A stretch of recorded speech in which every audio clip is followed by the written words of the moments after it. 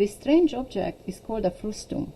And there are two types of frustums, those of pyramids and those of cones, because, see, I had a hard time drawing it because you should think of and draw frustums as someone took a pyramid and then cut it with a plane parallel to its base.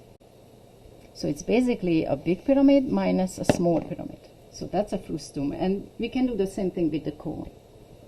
Here is what we're going to do. We're going to compute the volume of this frustum by taking the volume of the big pyramid, taking the volume of the small pyramid, I'm coloring orange, and then subtract. Right? Take the full volume, take the little volume, and subtract. Consider the following picture. Connect the top of the pyramid with the center of the base, right there.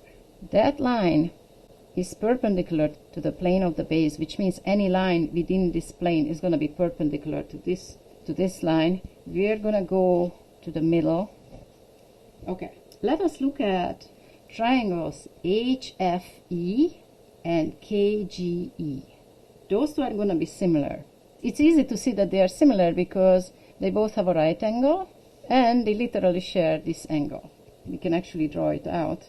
So H is the center of the base, F is the midpoint of this side, G is a similar midpoint, K is the center of the square on the top, and E is the top. So these two triangles share this angle and they have a right angle both. So if two triangles share two angles, then they share all three, and therefore they're similar.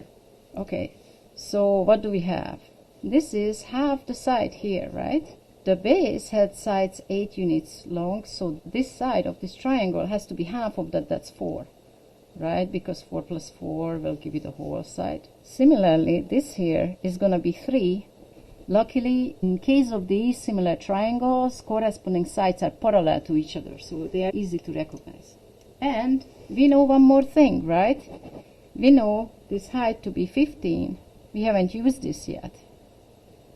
Okay, so what do we want to find? Well, we're dealing with two pyramids.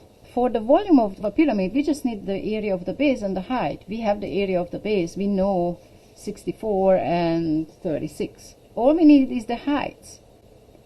So if we call this x, if we could find x, that would be the height of the smaller pyramid, and we would get the height of the big pyramid by just adding 15 to it. And we can find x using ratios, right? 3 to x is half or to 15 plus x. If possible, I like to put the unknown into the numerator. That way we don't have to work extra to dig it out from denominators.